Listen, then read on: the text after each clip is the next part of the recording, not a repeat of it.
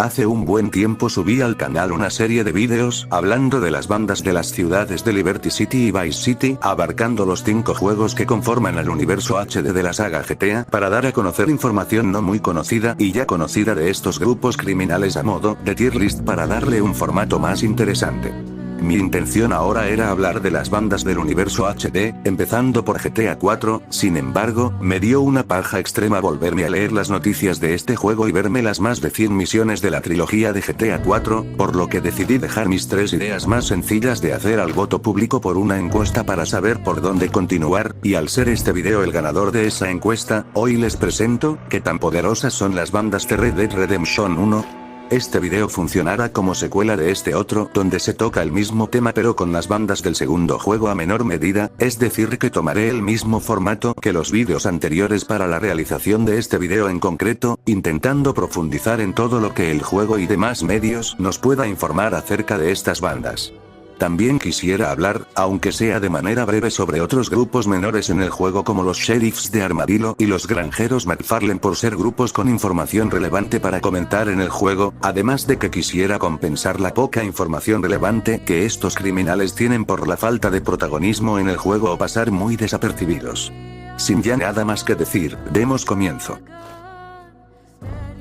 La banda de Walton es una banda que opera en el pueblo de Armadillo y según las autoridades locales se ven envueltos en amenazas y robos de diligencias contra el pueblo como unos borrachos matones liderados por un sujeto de nombre Walton, y pese a los problemas que hacen en el pueblo, el comisario usa el negocio de la taberna como un medio de entretenimiento para distraer a miembros de la banda y evitar que causen revuelo. Justo en esa misión, la realidad política de Armadillo, el mariscal Lake Johnson con la ayuda de John Marston capturan a uno de los Walton que ha estado persiguiendo por meses, lo que puede indicar que este fugitivo es un líder importante dentro de la banda por ser nombrado tal cual como Walton por la misión, y aunque el nombre no se diga, se sabe que el nombre de este personaje es Lo Walton, el cual, pese a ser un personaje menor, tiene un artwork promocional hecho por Rockstar, cuya nota dice lo siguiente: quien mate al mariscal, se queda con la placa, reflejando su creciente tensión y conflicto con el mariscal Lake Johnson. También el comisario menciona que su banda ha crecido rápido y se ha estado moviendo por los condados de Gapton Ridge y Cholla Springs, siendo los lugares donde los podemos ver en eventos aleatorios del modo libre, y bueno, se sabe que Twin Rocks es una pequeña propiedad que le pertenece a esta banda y la utiliza como una guarida. Asimismo se les puede ver jugando al póker en Rathskeller Fork y Armadillo, recordando el gusto de las apuestas que esta banda tiene. En una de las misiones cooperativas que se incluyeron para el modo multijugador del juego, está una bajo el nombre de El Oro de Walton, donde la premisa nos cuenta que miembros pertenecientes a la banda de Walton tomaron la mina de Gapton Ridge para hacerse con el oro que unos exploradores mineros estaban buscando en la misma mina. Algunos de los miembros de esta banda que se les conoce oficialmente, aparte del ya conocido líder Lo Walton, son Dale Chisholm y Cody Winslow. Los diálogos de Cody revelan que es una persona religiosa, y que está rumbo a completar una misión del Señor de la cual no sabemos. You wanna let the Lord solve this one, mister? You're getting in between me and my mission. Entre otros también se encuentran Cooper Reed, Perry Rose, Rufus Higby, y Dale Chisholm, quien en uno de sus diálogos menciona haber estado en Blackwater. I'm the best darn fighter west of Blackwater.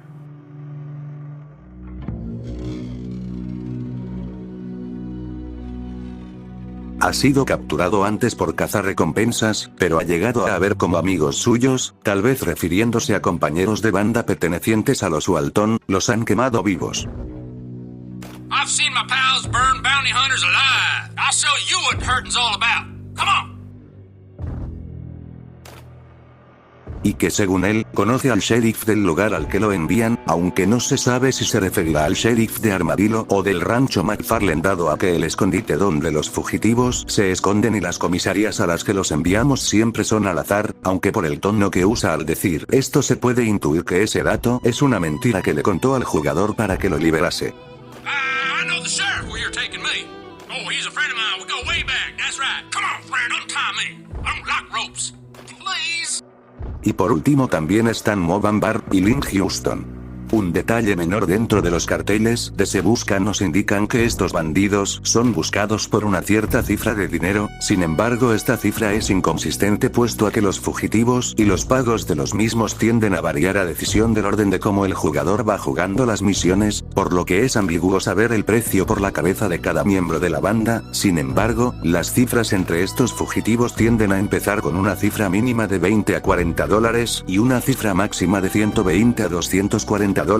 lo que equivaldría a un aproximado de $695.19 a $8.342.22 actuales. Y entre otros miembros que se les conoce pero no son buscados por recompensas ni protagonizan misiones de cazarrecompensas son Alfie, Scroggs y Woody Swenson, los cuales se les puede ver como personajes NPCs en Armadillo y enemigos a enfrentar en las misiones o el modo libre igual que al resto de modelos de miembros ya dichos. Rockstar tomó inspiración de la banda Dalton para la banda Walton, una banda que operó desde 1889 y 1890 como ladrones de ganado y posteriormente como unos infames ladrones de trenes en el territorio indio de Oklahoma. Los Dalton eran provenientes de una familia grande de 9 hermanos, sin embargo 4 de ellos, Grant, Odd, Bill y Emmett trabajarían como ayudantes federales de un marshal, pero empezarían a tomar su puesto federal para traficar con alcohol y caballos en el condado de DeOsage, Oklahoma, y al ser descubiertos huirían a las llanuras del estado y forjarían su propia banda, una banda infame que se le llegó a ver a la par de otros notorios forajidos como el conocido Jesse James y los hermanos Joungler. Sin embargo este grupo llegaría a su final el 5 de octubre de 1892, en el pueblo de Coatesville, Kansas, en un fallido intento de robar 2 bancos simultáneamente en el mismo pueblo, pues fueron reconocidos y atacados por los lugareños en un fuerte tiroteo que llevó a la muerte de Bobby Gray Dalton. Emmett Dalton fue herido y arrestado. Bill Dalton, el único hermano que no participó en el enfrentamiento tiempo después, fundó su propia banda y murió a tiros en una huida al año siguiente, y Emmett Dalton saldría de prisión por buena conducta, y se trasladó a California viviendo el resto de sus días escribiendo sus memorias hasta su muerte en 1937.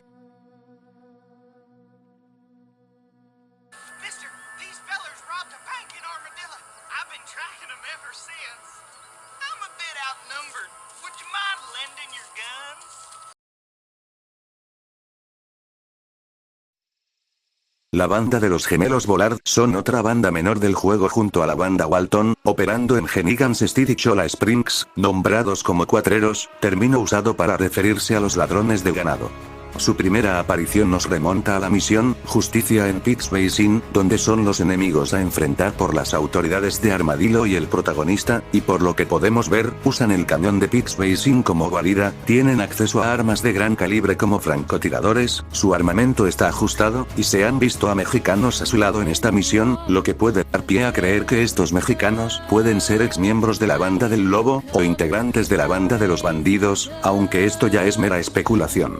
Aunque sea algo difícil de captar, en la misión, la quema, la banda detrás de la muerte de los granjeros y el incendio del granero McFarlane eran miembros pertenecientes a los gemelos Bollard, pues varios diálogos dan lugar a saber esto, y según un diálogo de John, estaban dispuestos a echarlos del lugar, aunque se desconoce del por qué exactamente. En la misión, el terreno de Shaky, Irish acompaña a John Marston con su colega Shaky para darle munición que le puede servir a la Gatling que ambos personajes consiguieron en una misión anterior. Sin embargo, Shaky estaba bajo tortura de compañeros de trabajo, quienes descubrieron que estaba haciendo tratos a sus espaldas, posiblemente haciendo referencia a sus nexos con Irish, lo que puede hacer creer que la munición que le iba a dar a Irish era munición perteneciente al cargamento del muelle del lugar que estaba bajo la responsabilidad del personal del negocio, lo que es importante porque esto nos dice que estos 4 personajes son trabajadores de la empresa naviera de Tips Landing que dentro del juego se encarga de supervisar y administrar todo el cargamento que llega desde sus muelles, así como material de contrabando ilegal, y dado a que esta arma es propiedad gubernamental, se puede suponer que esta arma y su munición son pertenecientes al ejército, y su munición estaba siendo contrabandeada ilegalmente por medio de los muelles de Tips Landing con la ayuda de estos trabajadores, lo que es importante porque en el tiroteo de la misión se puede ver que la banda de los gemelos Bollard ya estaba dentro de la propiedad, y si suponemos que esta es la banda que sigue el carruaje de la munición, se puede suponer que esta banda estaba en busca de munición de una ametralladora militar porque ellos también tienen una, o simplemente porque quieren sacar negocio de esa munición. Mi teoría aquí es que esta banda tenía planeado hacer un intercambio por la munición de la ametralladora con los contrabandistas del muelle, sin embargo Shady se les habría adelantado ocultando la ametralladora por su relación con Irish, y esto llevaría a la interrupción del intercambio, llevando a la tortura que vemos en la cinemática, y explicaría el por qué los Vollard aparecen en esta propiedad durante esta misión. Sin embargo, como digo, esto solo es una teoría que se apoya de los datos que estuve comentando, pues la misión por sí sola deja a la ambigüedad del por qué esta banda sale en la propiedad. Algunos de los miembros pertenecientes a esta banda que se conocen son Charlie Mash, Gus Ballard, Harry Dowling, Irving Penick, Julius Grimes, Slim Bradshaw, Werner Cobb, y por último Maurice Sweet, y Pinky Wilson, quienes curiosamente, estos dos últimos tienen un diálogo que da a entender la posibilidad de que ambos sean caníbales.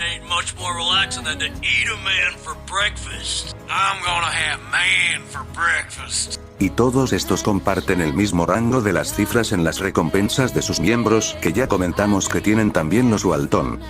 Rockstar tomó inspiración de la banda de los Cowboys en la película de Tombstone, la leyenda de Wyatt Earp, para la creación de los gemelos Vollard, una película que retrató los últimos años de vida del reconocido alguacil Wyatt Earp durante su estancia en el pueblo de Tombstone, Arizona. La banda Clanton, alias, los Cochise County Cowboys, fue una banda liderada por Ike Clanton, dirigiendo a familiares suyos como Billy Finn Clanton, Frankie Tom McLaury, Curly Bill Brocius, Billy Claiborne, Johnny Ringo, Frank Stilwell, entre otros. En sí era un grupo informal no muy estructurado que operaba por gran parte del territorio de Arizona como asesinos y cuatreros, popularizando el notorio nombre de Cowboys bajo sus acciones durante los años finales a la década de 1970. La inspiración viene en las actividades que realizaban ambos grupos, como el evidente robo de ganado que se sabe, como también la similitud en varias de sus vestimentas, tipo la posesión de pañuelos rojos y chaparreras con un estilo western muy notable y reconocible. Asimismo se sabe que ambas bandas tenían como representantes a dos hermanos gemelos en el caso de los Vollard, y dos familias de hermanos distintos en el caso de los Cowboys. También ambas bandas tienen una relación con mexicanos, por ejemplo, se han llegado a ver a varios de estos junto a los Vollard en la primera misión en la que los vemos, y los Cowboys solían vender el ganado que robaban a campesinos mexicanos cruzando la frontera. Y por último, a pesar de ser una banda numerosa, ambos fueron grupos de poca monta. Nigel es un vendedor ambulante de 65 años. Algunos podrían considerarlo un aspirante a caballero victoriano, pero la verdad es que en realidad es solo un estafador confabulador. Habla con acento inglés, pero es muy posible que ni siquiera sea inglés. Aunque tal vez no sea completamente malvado, es extremadamente hablador y bastante engañoso. La primera aparición de este personaje se remonta a un artículo del segundo juego, donde se dice lo siguiente. Un hombre destapa fraudes médicos. Los charlatanes venden productos milagrosos. Los farsantes hipocráticos plagan pueblos pequeños. Se esperaba que, con la propagación del conocimiento científico, la plaga de curanderos farsantes que venden salud y salvación del sufrimiento terminaría por extinguirse. Sin embargo, en pueblos y aldeas de todo el país, la transformación de médicos reputados en estafadores prosigue a gran velocidad con cada nuevo avance científico anunciado. Un presunto médico no necesita mucho más que un letrero encima de su puerta y una selección de pociones y destilaciones para engañar a los enfermos, a los lisiados y a los impedidos, que están dispuestos a desprenderse del dinero que tanto les cuesta ganar con la esperanza de mejorar su salud. Esta es la cruzada liderada por un hombre que prometió solemnemente destapar a los farsantes hipocráticos que se aprovechan de la gente por todo el país.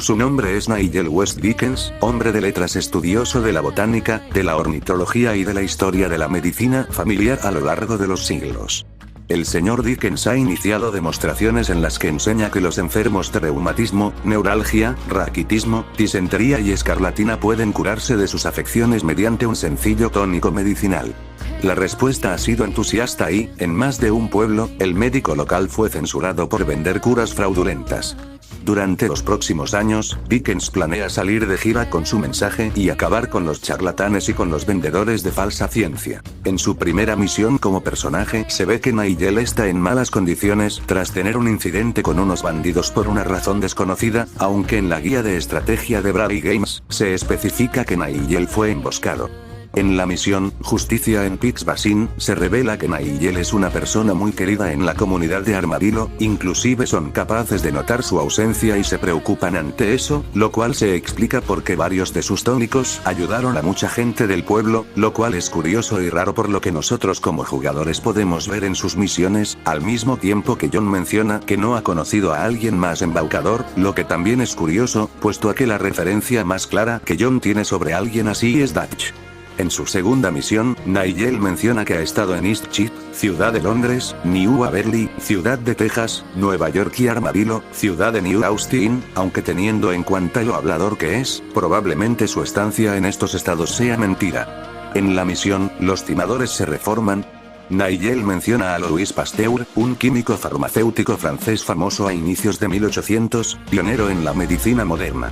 Al final de la misión, Nigel menciona que dejara el negocio de los tónicos por una temporada, pero no abandonaría la ciencia, y pese a lo fraudulento que son sus productos, este sigue insistiendo en la veracidad de los mismos, en este caso, alegando que vende elixires exóticos.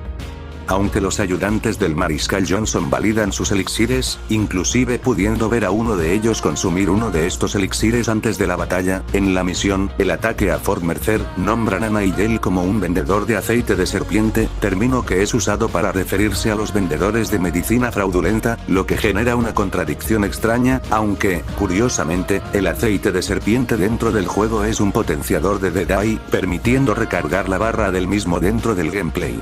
En la misión, nos reuniremos en el paraíso. Nigel menciona que se irá a Londres, o a Pekín, capital de China, porque le gusta viajar y quiere ir a un lugar donde los científicos sean bien recibidos y no en un lugar supersticioso, e irá al mundo civilizado donde se les respeta y condecora.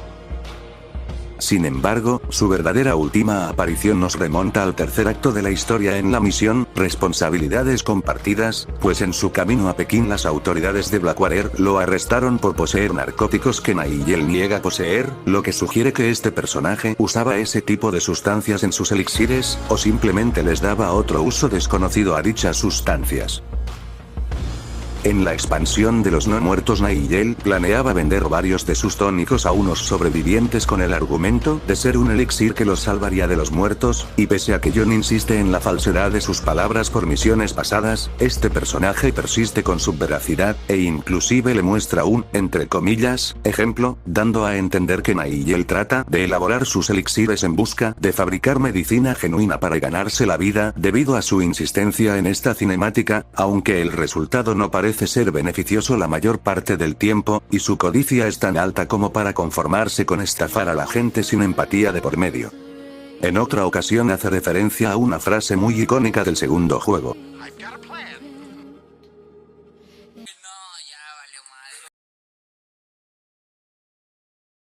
En su última aparición, Nigel menciona que pasará el resto del apocalipsis en Fort Mercer, o Bagdad, el cual puede hacer referencia a la capital de Irak, o a una villa de Florida.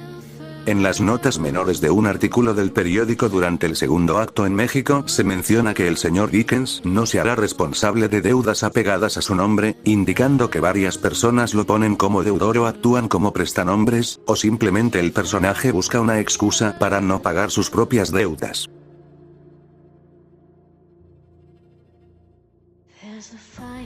Seth es un estadounidense de finales de los 30 años. Está oficialmente demente. No es muy diferente a un adicto al opio, solo que su adicción es el dinero y ha sido completamente consumido por ella. Su compañero de prospección de oro murió dejándolo solo, con el mapa hacia vastas riquezas, y ahora se dedica a profanar tumbas en busca de tesoros.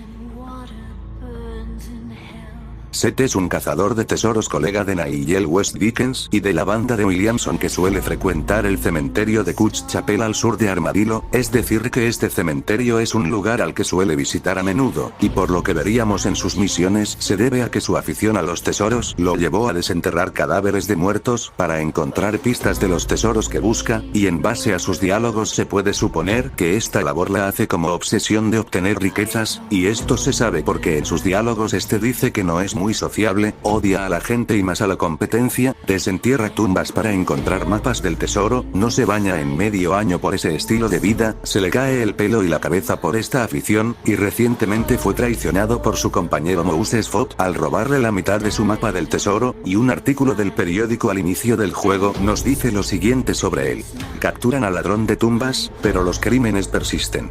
Los residentes de Armadillo están desconcertados por el misterioso y algo repugnante caso de Moses Fogg.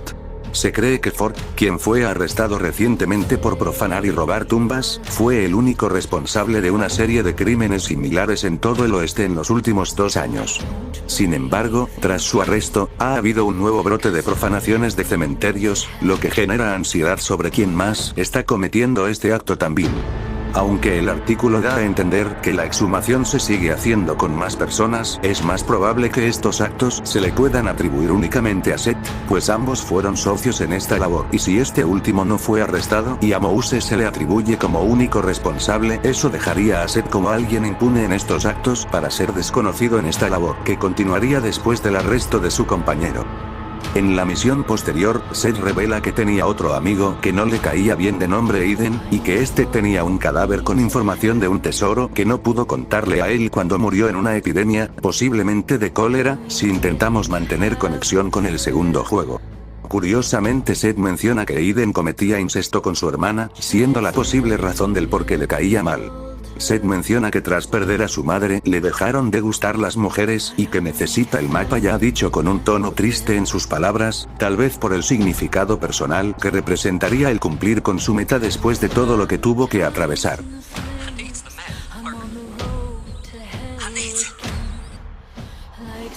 Una característica interesante que Seth tiene es su aparente alegría al convivir con los muertos, llegando incluso a hablar con ellos. Es curioso por ser un comportamiento anormal que se ve posiblemente impulsado por su introversión y disgusto por la gente, tal vez por el rechazo social que recibe en público, pues este cuenta que se siente más acompañado con cadáveres que con la gente, odia a la gente en general, aunque Marston solo le dice que está enfermo por ese comportamiento, y parece confirmarse las cosas cuando Seth da a entender que odia a los que lo ven así. Aunque la exhumación de cuerpos es una práctica legal y moralmente mal vista, Seth no muestra problemas con practicarla pese a su devoción. En esa misión Seth confirma que ha buscado el tesoro de Tumbleweed por meses, y durante el trayecto ambos personajes reciben ataques de la banda de los buscatesoros que pretendían apoderarse de la información del tesoro de Seth, y en la misión posterior este menciona que la banda lo siguieron, y al final de la misma misión Seth afirma que será rico después de años, un diálogo que se puede interpretar de dos maneras, en la duda de si este empezó como buscatesoros por varios años o si se refiere a que fue pobre durante esos años.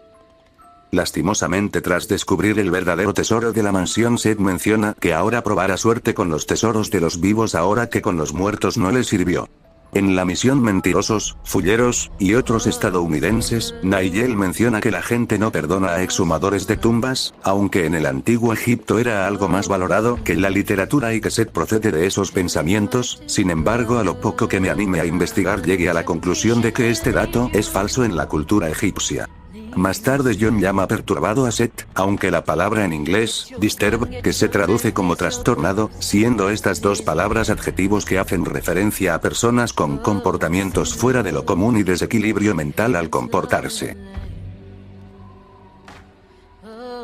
Un forajido de mala muerte de 26 años con un marcado acento irlandés. Su nombre identifica su ascendencia étnica, aunque la realidad es que Irish no tiene idea de cuál es su verdadera herencia. Después de conocerse en un barco proveniente de Europa, Irish y otros dos sujetos llamados Welsh, el galés, y French, el francés, al igual que todas las almas perdidas y desalmados en la América de principios de siglo, se dirigieron al oeste en busca de un nuevo comienzo. Este nuevo comienzo incluye robos, tráfico de armas, asaltos a monjas y excesos por embriaguez, pero lo que es seguro es que tiene una gran facilidad de palabra. Irish y su grupo a veces pasan el rato en el establo de Armadillo.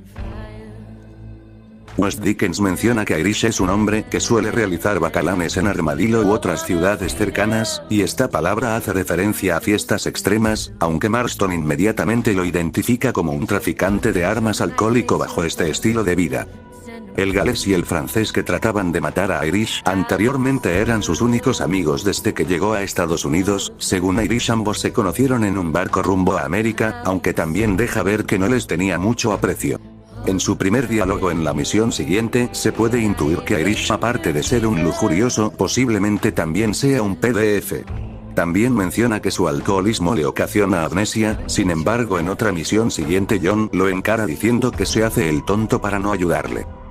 Irish también cuenta que conoce los alrededores de Chuparosa y tiene conocidos ahí por ser un lugar que suele frecuentar, inclusive la residencia predeterminada que el jugador tiene para hospedarse en Nuevo Paraíso es perteneciente a Irish, pues él mismo reconoce el lugar como su segundo hogar, adorando el licor del país y teniendo muchos amigos. Aunque más tarde descubriríamos que esas supuestas conexiones se trataban de un grupo de criminales que querían matarlo por un incidente con la hija de alguien.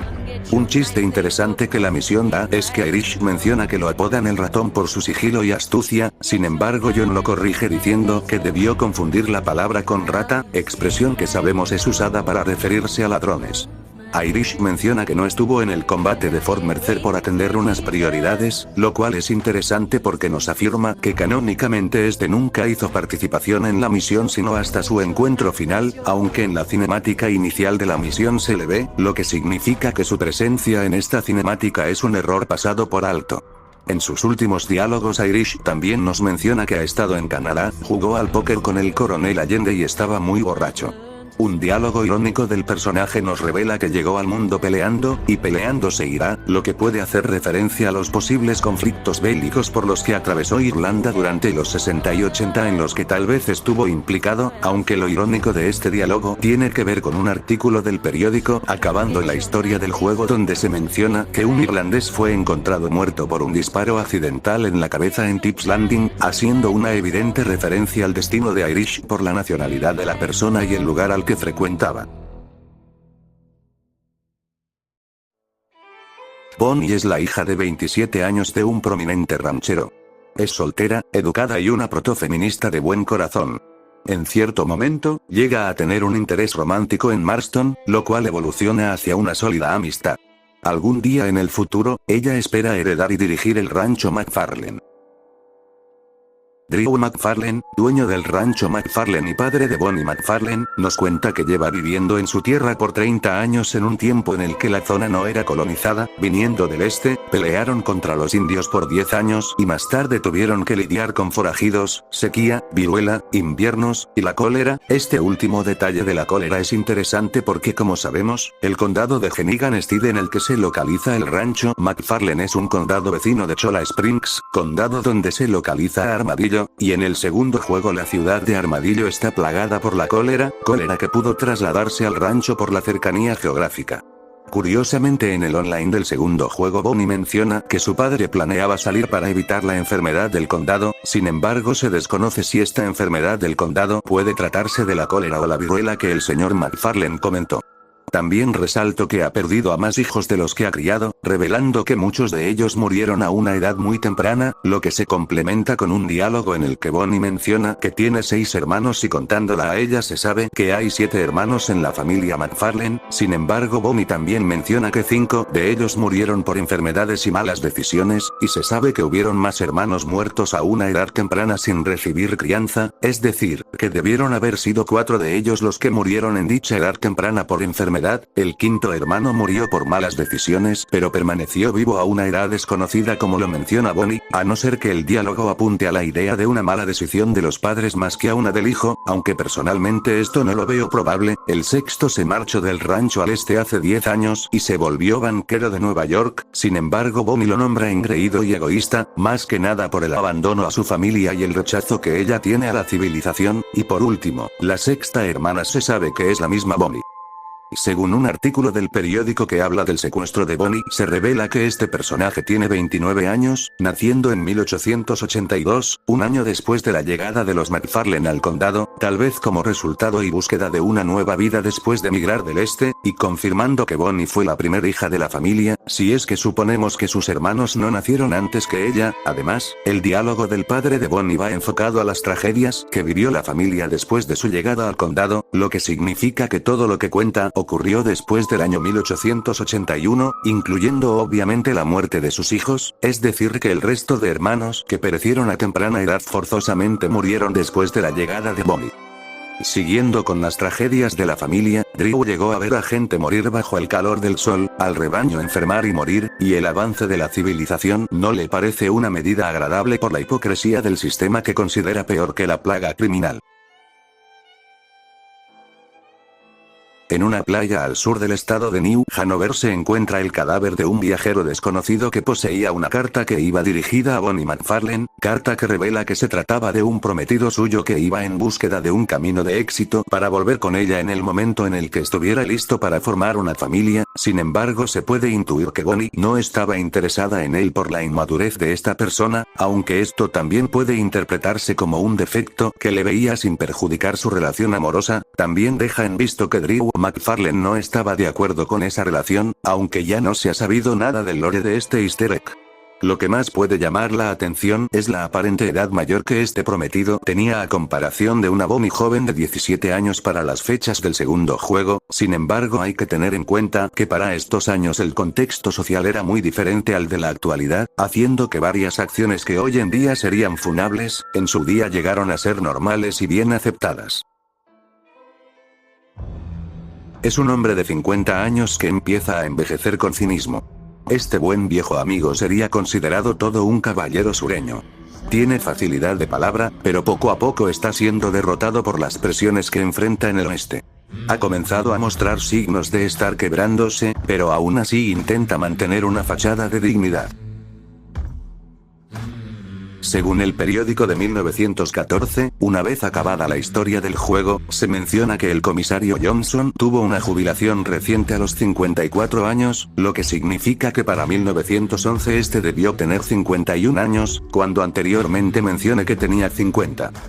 El legendario alguacil de Armadillo, Leigh Johnson, se ha retirado a la destacable edad de 54 años. El señor Johnson, quien se desempeñó como alguacil del pueblo durante 17 años, tiene el mérito de haber acabado con algunos de los forajidos más notorios de New Austin, incluyendo a la banda de Walton, los Nuocross Boys, Guan Lomlester Bailey, los gemelos Bollard y Wildcat Wiley. Los residentes de Armadillo organizaron una alborotada fiesta de despedida en su honor en el salón del pueblo, en la cual arrestó a 3 hombres y, según se informa, fue el último hombre en pie al final de la noche.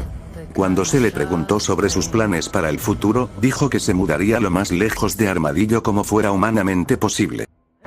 Como ya mencioné, aquí mismo se menciona que acabó con varias bandas criminales del estado, de las cuales 3 de ellas son inexistentes en el primer acto de la campaña y el modo libre, al mismo tiempo que se destacan sus 17 años en servicio de la ley del pueblo, es decir que su vida como alguacil debió iniciar en 1897. Lo que es curioso porque un evento en el segundo juego nos muestra al sheriff de Armadillo dejar su cargo ya sea por renuncia propia o por un asesinato en su contra, esto ocurriendo durante el epílogo del juego en 1907, usándolo como explicación del por qué John no conoce al comisario Johnson para los acontecimientos del primer juego. Sin embargo, esta explicación es contraproducente con la narrativa del juego porque este evento sucede en 1907, y no en 1897, año en el que sabemos que el comisario Johnson comenzó a operar, lo que significa que para estas fechas el comisario ya llevaba una década operando, y más importante, si esta escena realmente buscase darle esa explicación que se dice, entonces carece de sentido por el cargo de ambos personajes, porque el comisario Johnson no es un sheriff, es un mariscal, y esto lo sabemos porque todos los personajes se refieren a él como marshal, los cuales son oficiales de la ley que sirven y son selectos allí por el gobierno federal, y el sheriff es una autoridad que es autoimpuesta por un pueblo, y una de las diferencias que hay entre estos cargos está la jurisdicción. Los sheriffs se encargan de proteger a un pueblo en cuestión dentro del condado al que pertenecen, con la autoridad de poder operar en el mismo, sin embargo su jurisdicción no abarca otros condados. Los marshals al servir a un gobierno federal, tienen la autoridad de poder operar a nivel estatal, lo que es raro porque el comisario Johnson menciona que su jurisdicción está en el pueblo de Armadillo, por lo mismo se da la libertad de actuar por el condado de Cholla Springs, más no cuidar de los 3 estados, aún sabiendo que otras bandas operan en esos mismos condados y amenazan a la comunidad del pueblo, y que él mismo tiene la autoridad de poder actuar por esos condados, lo que se puede interpretar como un acto de cobardía, un despiste por parte de ser Rockstar, o una razón válida del personaje por ser la ciudad con más población concentrada del estado, aunque en el juego ya lo hemos visto romper su jurisdicción en 3 misiones para enfrentar a bandas criminales, véase como ejemplo su enfrentamiento contra los gemelos Bollard en Pix Basin, un cañón perteneciente al condado de Hennigan-Stead, su otra reunión en Tumbleweed para rescatar a Bonnie, pueblo fantasma perteneciente al condado de Gaptooth Ridge, y su asalto a Fort Mercer en el condado de Río Bravo. En su primera misión, la realidad política de Armadillo, menciona que mantiene a raya a los criminales del pueblo con el bar del lugar, por medio de las bebidas y las apuestas, curiosamente siendo el lugar donde podemos ver a miembros de la banda Walton. En la misión posterior el comisario revela que no es proveniente del pueblo de Armadillo, que llegó al mismo en una fecha desconocida, y en su momento consideraba exótico a la población del condado de Dade, condado de la vida real ubicado al sur de Florida, y dado a que tiene conocimiento del mismo, se puede intuir que él y parte de la población de Armadillo provienen de ahí, indicando que el comisario Johnson nació y o se crió en medio de la guerra civil en el bando confederado, aunque al no saber en qué año empezó a fungir como marshal, se desconoce si este emprendió su labor como uno en otro condado / estado como lo pudo ser el mismo condado de Dade, Florida antes de su llegada a Armadillo. También menciona que no está a favor de la interferencia del gobierno en sus asuntos por la falta de conocimiento general en las zonas salvajes del país a la hora de operar, al mismo tiempo que hace notar sus falsas protestas, su hipocresía en referencia al destino manifiesto, y los problemas que han traído a la región con los impuestos y las bandas criminales, posiblemente por ocasionar indirectas incitaciones de violencia con las campañas políticas de civilización y paz. I'd place good money on Marshall Johnson having been bought by Walton's gang.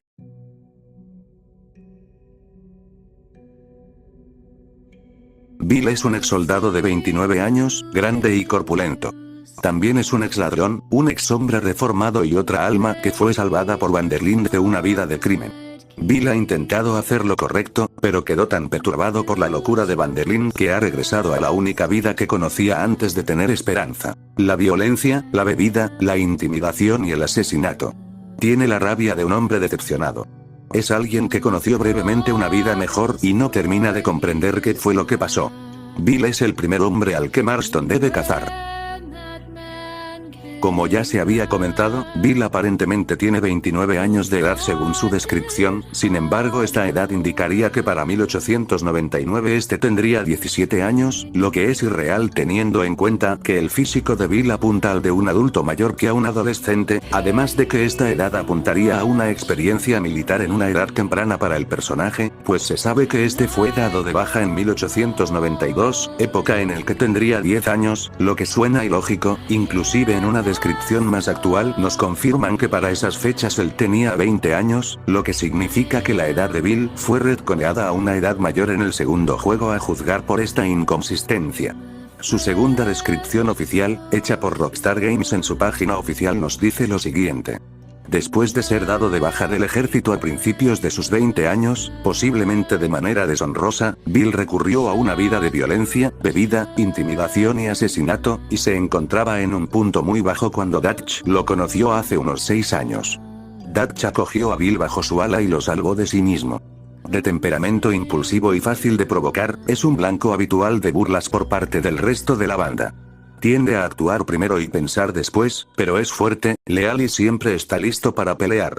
Tomando como referencia un diálogo del segundo juego, Bill menciona que su supuesta baja deshonrosa solo fue una opinión del ejército en los acontecimientos, y que lo que sucedió fue una discrepancia de opiniones sobre lo que sucedió. Según su versión, él pasó durmiendo a la intemperie con una mujer y acto seguido fue robado. Sin embargo, por la forma en la que este habla y la describe se intuye que en realidad se trataba de un travesti, lo que ha llevado a la comunidad a pensar que Bill tiene una orientación homosexual o bisexual, orientación que también es apoyada por otro diálogo de Josea donde nombra varias relaciones amorosas fracasadas y usa la de Bill y Phil como ejemplo, donde este último se sabe que es un nombre masculino. Si tomamos como referencia los puntos más relevantes de ambas descripciones, entre otros diálogos del juego, tenemos una línea de tiempo que nos revela que Bill permaneció como un soldado de la caballería del ejército luchando contra los indios, en una posible fecha entre finales de los 80 y principios de los 90, alcanzó la edad de 20 años a finales de 1892, y después de ser dado de baja del ejército en esa misma fecha, entendería la corrupción del poder y la falta de propósito por su experiencia militar, viendo cómo sus antiguos camaradas regresaban a las filas del tío Sam por esto último, llevándolo a una vida solitaria de alcoholismo y crimen. Al año siguiente, en 1893, conocería a Arch y vería en él a una persona muy distinta a lo que estaba acostumbrado, lo que lo llevó a permanecer a su lado por los próximos 6 años siguientes hasta 1899, y después de los sucesos vistos en el segundo juego, Bill volvería a tocar fondo, decepcionado por lo que antes creía, y trataría de mejorar su vida. Sin embargo, al haber quedado marcado por su anterior estilo de vida violento durante su estancia con Dutch, volvería a empuñar las armas para regresar a sus antiguos hábitos delictivos, posiblemente trayendo de nuevo aquella costumbre que le llenaba su vacío y posiblemente su mentalidad agresiva que vemos en el primer juego. Según una instrucción en la misión Éxodo en Estados Unidos que da la guía de Brady Games y el diálogo de Bonnie en la misión Nuevos Amigos Viejos Problemas, se nos revela que Bill Williamson es el peor bandido del condado y el líder bandido más notorio del oeste. También se sabe que su banda ha tenido presencia en el condado de Hennigan Steep, aunque en las misiones principales no es el caso. En la misión Sin Castigos Malcriamos a los Bandidos, el comisario Johnson dice que una nueva banda ha estado causando alborotos durante los meses emborrachándose y matando a colonos, mediante incendios, degollamientos y violaciones a mujeres, y la guía de Brady Games en esta misión nos recuerda estos actos con las descripciones que da a cada uno de los grupos de cadáveres que vamos encontrando en la misión. Curiosamente, estos personajes no tienen idea de que estos actos los comete la banda de Bill, sino hasta casi el final de la misión, lo que significa que esta banda estuvo operando durante estos ya dichos meses de forma notoria, pero con la suficiente discreción para que no se supiera de ellos, lo cual es curioso porque un periódico al inicio del juego nos revela que esta banda es nueva en el estado, pero por esta misión se sabe que operaron por más tiempo, indicando que no fue sino a estas fechas que empezaron a ser relacionados con Bill. Sin embargo, los crímenes que el comisario les atribuye sin saber en sí de quiénes provienen nos indican que la mayoría de sus actos pasados no fueron considerados como propios de su banda y por ende, se sabe que es una banda más vieja de lo que los medios creen. Este artículo del periódico relata lo siguiente. Reinado de terror de la banda Williamson. En sucesos que recuerdan al pasado no tan lejano y nada glorioso de nuestro estado, una banda de ladrones y asesinos está sembrando el caos en los condados occidentales. Aunque New Austin nunca ha sido un lugar para los débiles de corazón, ni un lugar que fomente la delicadeza, las fuerzas del orden están particularmente preocupadas por esta nueva banda. Desde que la banda de Dutch Van der Linde operaba en West Elizabeth, ningún grupo criminal había causado tanta consternación ni había obtenido tanta publicidad.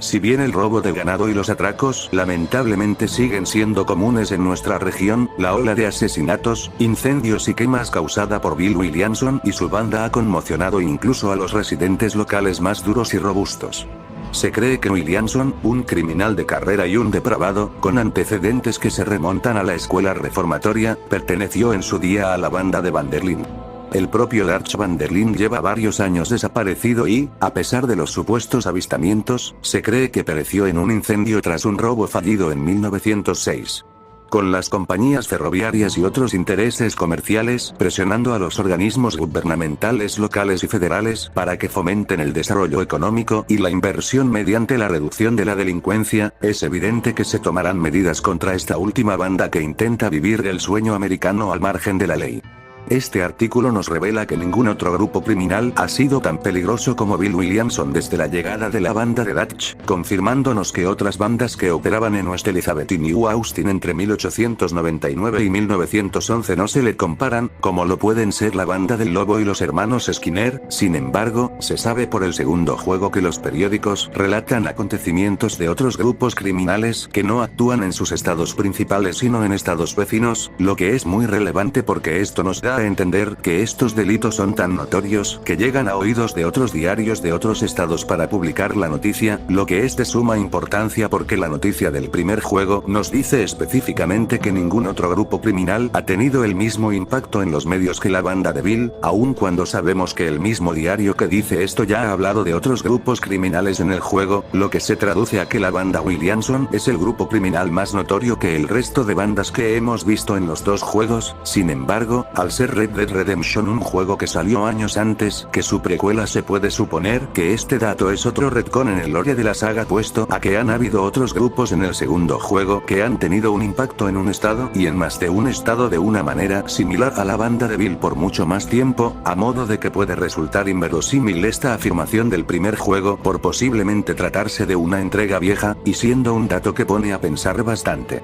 El periódico también menciona que esta banda ha tenido presencia en los condados occidentales, obviamente refiriéndose a los 4 condados de New Austin. Sin embargo, si nos ponemos quisquillosos con esta oración, tal vez pueda hacer referencia a otros condados al oeste del país, en estados como Arizona, Nuevo México y California por ejemplo, al ser parte de las regiones de Occidente. Cuando Norman Dick es capturado por el comisario Johnson, este último menciona que se han cruzado en otras ocasiones, aunque no se especifica el cómo exactamente, y se da a entender por la guía de Brady Games que este personaje fue usado como fuente de información para saber sobre la banda de Bill. Tiempo después, la banda de Williamson capturó a Bonnie McFarlane para hacer un intercambio por Norman, eligiendo específicamente a ella por su cercanía con John, y más tarde descubriríamos que el intercambio se trataba de una farsa para matar tanto a Bonnie como al comisario Johnson y al protagonista. Según la descripción de la misión, el ataque a Fort Mercer, que da la guía de Brady Games, se nos dice que no será fácil el enfrentamiento, señalando lo peligrosa que es esta acción a comparación de otras que hemos visto en el primer acto de la campaña. Según la wiki del juego, en las trivialidades de esta misión, las skins pertenecientes a los integrantes de la banda de Williamson son las mismas que también usan los integrantes de la banda de los gemelos Vollard. John y el comisario Johnson mencionan a Bill como asesino peligroso y loco engreído, pero en el subtitulado original le dice Stone Cold Killer, traducido generalmente como asesino a sangre fría, y también usa la expresión proudful, que se entiende como idiota orgulloso. Cuando una oleada de refuerzos se aproximan al fuerte, Ellie se preocupa por la cantidad de hombres que se aproximan, es decir que son un peligro mayor a los anteriores enfrentados, remarcando lo que ya mencioné sobre ser la banda más fuerte del estado. En el enfrentamiento, un bandido usa una ametralladora Gatling, la cual sabemos es un arma perteneciente al ejército, aunque se desconoce cómo obtuvieron este arsenal. Como bien sabemos, Bill no estaba en el fuerte, sino que había viajado a Chuparosa para reunirse con Javier de escuela, y por lo que vemos en la misión, Civilización a toda costa, John intuye que esto puede deberse a que buscaba la protección de Javier. Sin embargo, como sabemos, el ejército estaba afiliado con estos dos personajes, por lo que el capitán de Santa falsamente complementa la hipótesis de John, diciéndole que posiblemente estos dos están afiliados con los rebeldes para que este le ayude en varios de sus enfrentamientos contra estos grupos, con la falsa promesa de encontrarle a los hombres que buscaba. Y más tarde en esa misma misión, John revela que ambos tienen un precio altísimo por sus cabezas, aunque al no ser del interés de John este no especifica la cifra.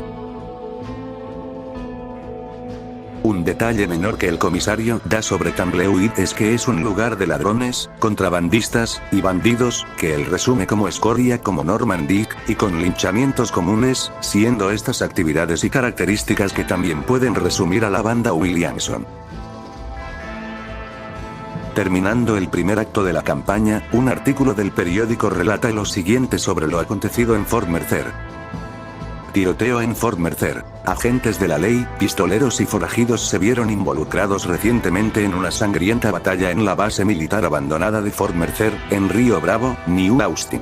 Al momento de entrar en imprenta, los acontecimientos aún no estaban del todo claros, pero parece ser que este fue el fin de la banda de Williamson, la cual había aterrorizado a New Austin en los últimos meses. Aunque tal vez no sea el fin del propio señor Williamson, cuyo cuerpo no ha sido encontrado y de quien se cree que ha huido a México. El alguacil Leigh Johnson, quien lideró el asalto, fue elogiado por su valentía.